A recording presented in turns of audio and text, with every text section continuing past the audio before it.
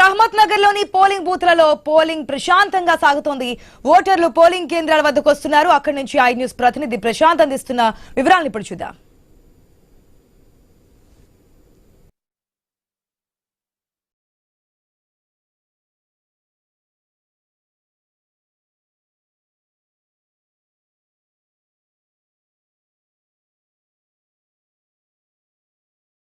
ప్రారంభమైంది 7 గంటల నుంచి మందగొండిక కొనసాగుతూ ఉంది. ఇక ఒకరొకరిగా వస్తున్నారు.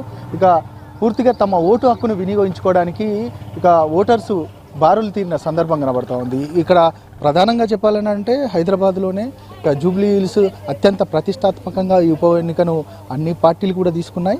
ఇక అందులో భాగంగా ఇటు కార్యకర్తలకు సంబంధించి పెద్ద ఎత్తున ప్రచారం నిన్నటి వరకు ప్రచారం కొనసాగిన నేపథ్యం కనబడ్డది. ఇక ఇప్పుడు పోలింగ్ ఇక మొదలవుతున్న నేపథ్యంలో 7 గంటల నుండి ఇక ఓటర్లు తమ ఓటు హక్కును వినియోగించుకోవడానికి ఇక బారులు తీరారు. మొత్తానికైతే మనం 106కు సంబంధించిన పోలింగ్ కేంద్రం వద్ద ఉన్నాము.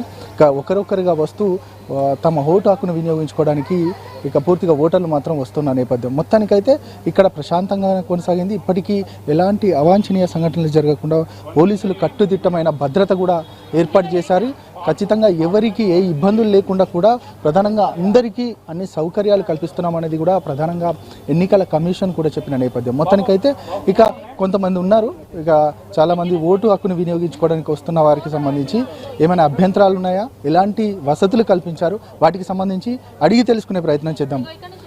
ప్రధానంగా ఒక ఇండిపెండెంట్ అభ్యర్థికి సంబంధించిన ఒక ఏజెంట్ ఉన్నారు. ఏజెంట్ కొన్ని అభ్యంతరాలు వ్యక్తం చేస్తూ ఉన్నారు. అడుగుదాం, ఏంటి అసలు మీకు ఉన్న అభ్యంతరం ఏంటి? 106కి సంబంధించి పోలింగ్ కేంద్రంలో అత్యంత ప్రశాంతంగా కొనసాగుతుంది. ఉదయం 7 గంటల నుంచి కొంత మందకొండిగా కొనసాగినప్పటికీ కూడా ప్రశాంతంగా కొనసాగుతుంది. కానీ మీకున్న అభ్యంతరం ఏంటి? మేము 106 బూత్ 108, 109, 119 అన్నీ చూసుకుని వస్తున్నాం. కూడా ఎక్కడ కూడా పోలింగ్ బూత్కి 200 మీటర్స్లో ఏ గుర్తులు కూడా ఉండకూడదు. కానీ ఇక్కడ ఏం చేస్తుంటే నవీన్ యాదవ్ గుర్తు నెంబర్ 2 అని చెప్పేసి ప్రతి పోలింగ్ బూత్ దగ్గర ఉంది. ఇక్కడ కూడా ఉంది. ఇదే అధికారిని మేము ప్రిసైడింగ్ ఆఫీసర్ని అడిగితే మాకేంటి సంబంధం ఉంటుంది అంటే ఈసీ ఇక్కడ నిర్లక్ష్యంగా వ్యవహరిస్తుంది అంటే ఒక పార్టీ కొమ్ము కాస్తుందా? ఇక్కడ ఎవరైనా సమానం, ఇండిపెండెంట్ అయిన సమానమే, నవీన్ యాదవ్ అనేది సమానమే, బీఆర్ఎస్ మాగంటి సుందర సమానమే. కానీ వాళ్ళ గుర్తులు ఉంచుకొని మిగతా గుర్తులు పక్కన పెట్టడం ఏంది? అదే అడుగుతున్నారు. ఈసీ గారిని అడిగితే కూడా మాకు సంబంధం లేని చెప్తున్నారు. అక్కడ పోలీసులు అడిగితే మాకు కూడా సంబంధం లేదంటారు. మరి ఎవరిని అడగాలి? ఇప్పుడు ఈసీ అక్కడ ఉండరు కదా వాళ్ళు, మరి ఎవరిని అడగాలి? ఇంత నిర్లక్ష్యంగా వ్యవహరిస్తుందంటే ఈసీ అంత నిర్లక్ష్యంగా వ్యవహరిస్తుంది. ఇప్పుడు కొంతమంది గుర్తులు చూసి కూడా వేస్తారు లాస్ట్కి. వాళ్ళ గుర్తులు తెలియక ఎవరికి వేయాలనుకుంటే అక్కడ చూసిన వాళ్ళనే వేసుకుంటారు వాళ్ళు. కాబట్టి ఇట్లా చేయడం కరెక్ట్ కాదని చెప్పేసి నేను ఈసీ గారిని అదేవిధంగా మీడియా ముఖంగా అందరికీ చెప్తున్నాను. మొత్తానికి ఆయన అభ్యంతరం వ్యక్తం చేస్తూ ఉన్నారు. ఈ గుర్తులు ఉండకూడదు 200 మీటర్లకు పైబడి. దానికి సంబంధించి అత్యంత దగ్గరలోనే పెడతా ఉన్నారు. ఇటు ఓటర్లను ప్రభావితం చేయడానికే ఇట్లాంటి గుర్తులు పెడుతున్నారనేది కూడా ప్రధానంగా ఆరోపిస్తున్నారు.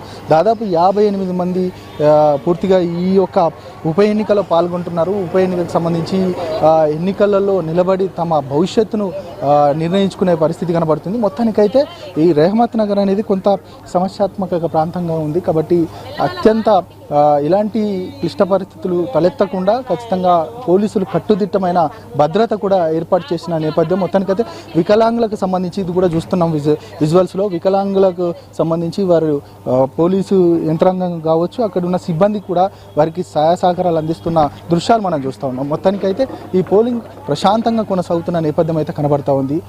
కెమెరా పర్సన్ ప్రేమ్ సాగర్తో ప్రశాంత్, రెహమత్ నగర్ నుండి.